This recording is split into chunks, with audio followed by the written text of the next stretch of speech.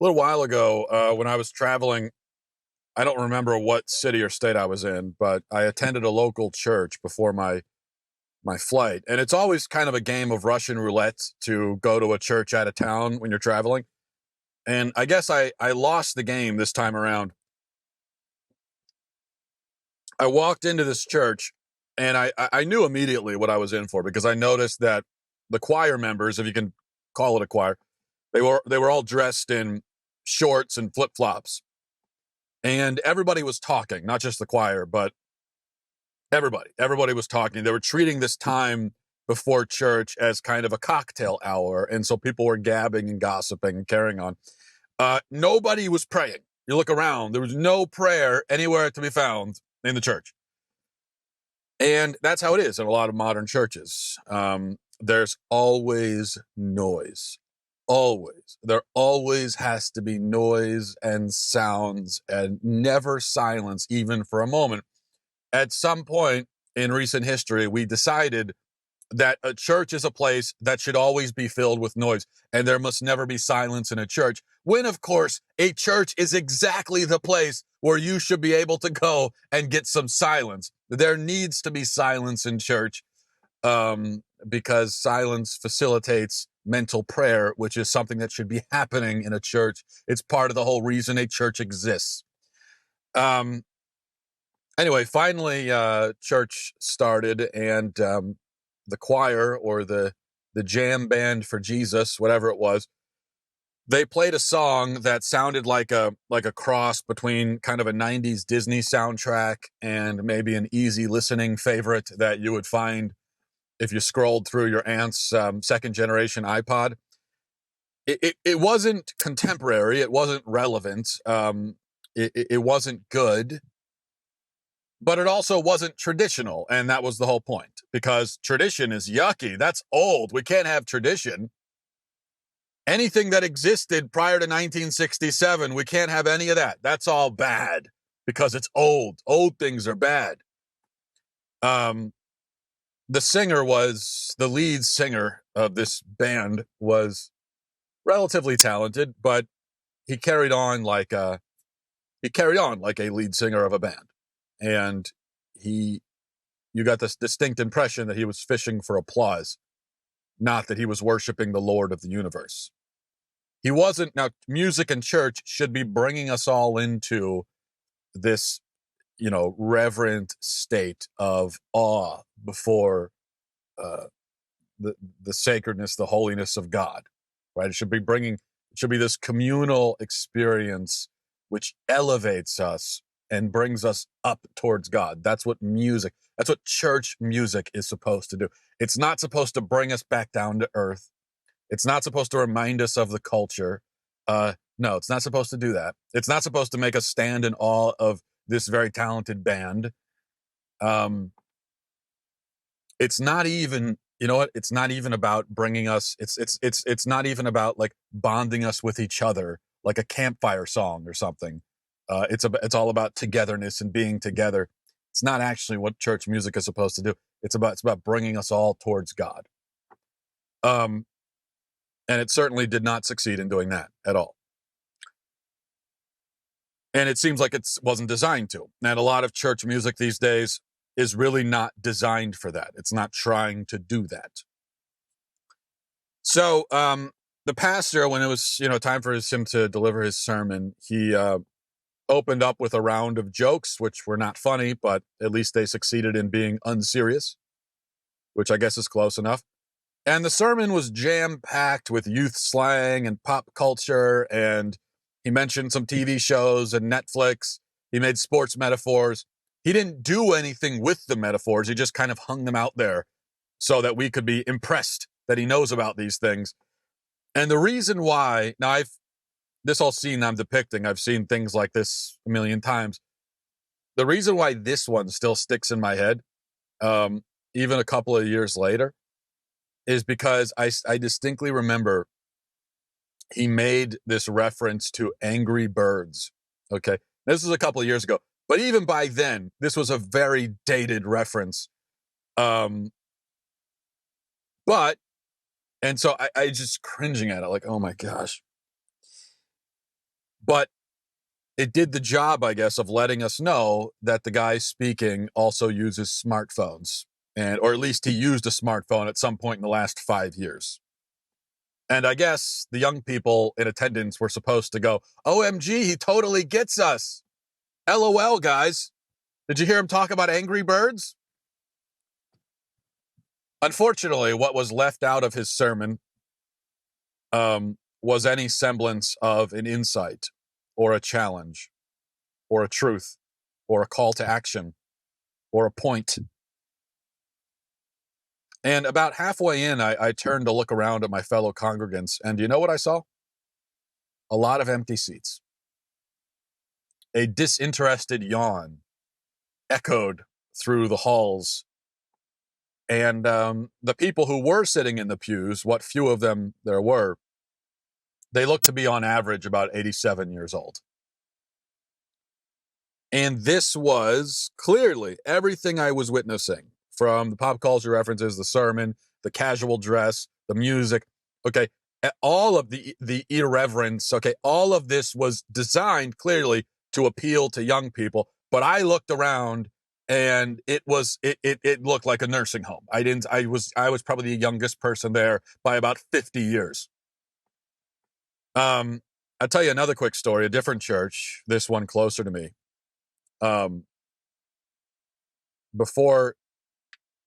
Beforehand, a giant projector screen dropped from the ceiling, and they played a rap video, okay, a Christian rap video that had been, I guess, produced by the church youth group,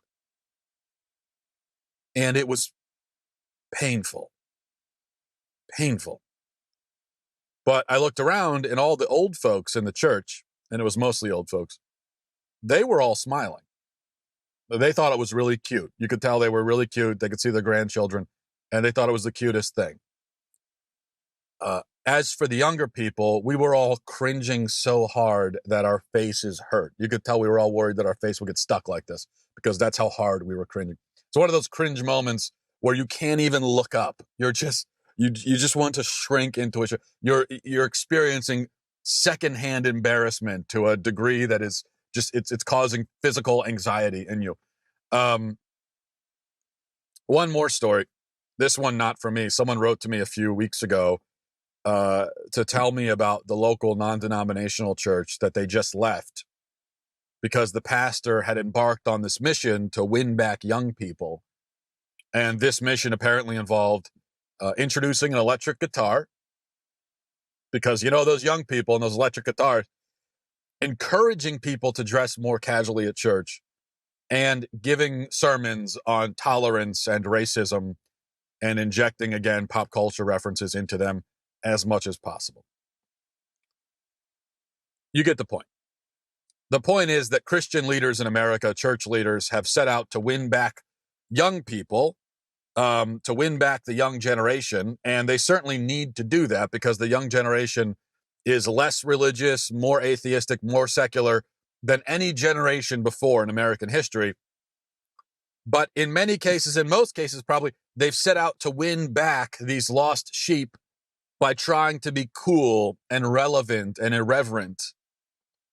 But all this ever succeeds in doing is impressing the aging people in the pews who ruined everything by injecting this garbage into the church in the first place. They're the ones who first decided that the experience at church should resemble your experience at a coffee shop or at a really bad rock concert, okay?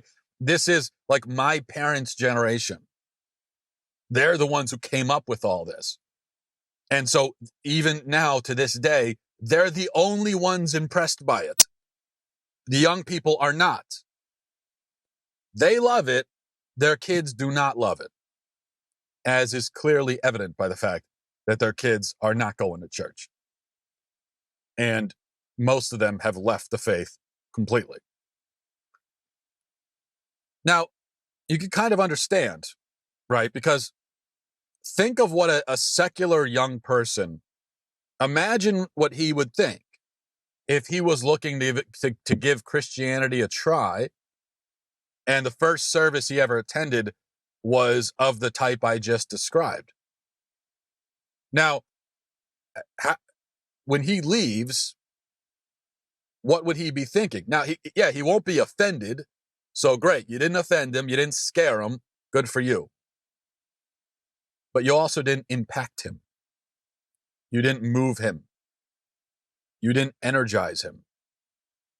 You didn't give him any kind of deeper understanding of the faith at all.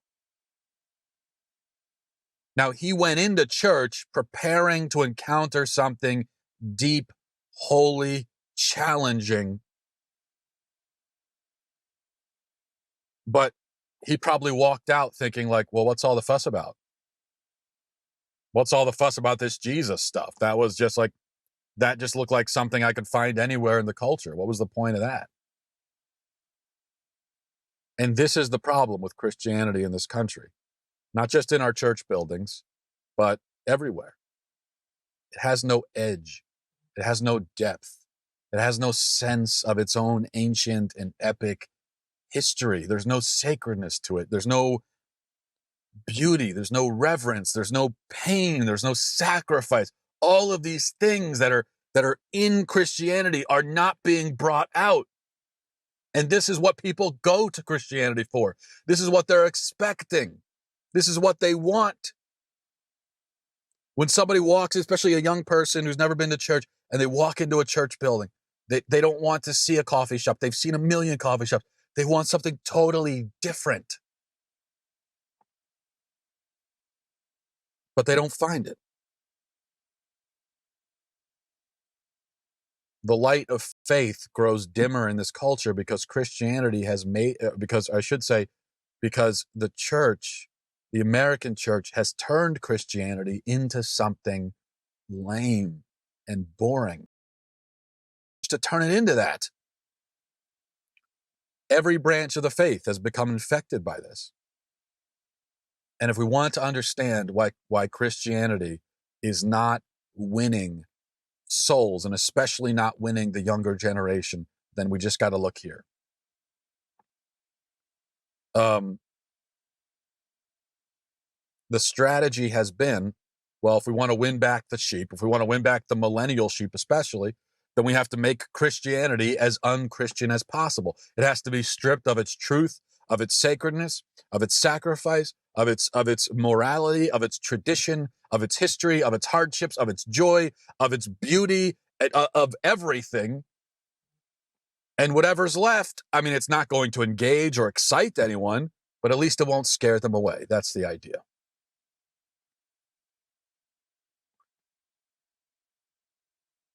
There's even, you find in some cases you have these very old churches, these very old, beautiful churches, which do exist in America. We don't have churches as old or as beautiful as what they have in Europe, but we still have very old, very beautiful churches. And sometimes what you'll find even is that, the church will go through and they'll take away all the beautiful, they'll make an effort. They'll take the effort to make the church less beautiful. They'll take down the art. They'll take everything away and they'll try to make it less beautiful. They say to themselves, let's make church less beautiful. Because you know what? That's what's scaring people away is the beauty. I mean, this goes in everything. This is even the way that the new churches are constructed, even the architecture where they're made to look bland, like office buildings or just like nondescript auditoriums, or from the outside it looks almost like a DMV office or something like that. I mean, even the architecture of churches has changed because it's almost like they want to just blend in with the landscape. They want to blend in with the culture as much as possible. They don't want anyone to know that this is actually a church and that there's something different going on here. The problem is that the church is trying to appeal to the wrong aspect of youth. They see that young people can tend to be irreverent and frivolous and easily distracted and in need of constant stimulation. And So they put forward a Christianity tailored to those qualities. But that's not the aspect of youth that the church should be trying to reach out to. Okay? Because young people are also by nature radical, idealistic, hungry for change, hungry for a challenge, revolutionary. Most of the great revolutionaries throughout history have been young people. That's no coincidence. Revolutions are led by the young in every case. Revolutions are never led by 50-year-olds. It's always by the young. So it should be no trouble at all to get young people excited about Christianity. They want something radical. They want something revolutionary. Well, Christianity is exactly that. They want change. Christianity can give them exactly that. They want higher ideals to aspire to. Christianity has exactly that. They want excitement. Christianity is the most exciting thing in the universe. I mean, think about it. As Christians, we are fighting a war against the devil himself. We are advancing against the darkest forces of the universe, and we're marching with God on our side. And all the while, all around us, on a dimension that's invisible to our mortal eyes, there are angels and demons and supernatural forces, both good and evil, and they're fighting and they're working to defend and destroy us. And this is all happening all around us. The stakes are infinite. Our souls hang in the balance. We're standing on a battlefield right now as we speak. We are soldiers. The Psalms say, "Praise be the Lord, my rock, who trains my hands for war." That's what it says in Scripture. Trains my hands for war. This is the feeling and the attitude that our leaders and our churches should be stirring in us. This is the truth of this life and of the faith. It's a ferocious, formidable, terrifying, joyful, beautiful, fantastic, amazing, wonderful truth. It's the truth that the Scripture spends over 1,000 pages trying to explain. And it's the truth that should be shouted from the rooftops of every single church in America. That's how you stop the decline of Christianity in America. That's how you attract young people, by just simply telling them the truth. That's all. Move them. Make them feel something. Make them feel anger and fear and longing and sadness and happiness and hope and determination. All of these things, give them something to aspire to. They want to change, so give them a reason to change. Give them a way to change.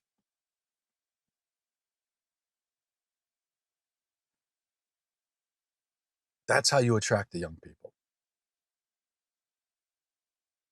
This should be, the conversation that we should be having in America is, how do we keep the older people still invested in Christianity?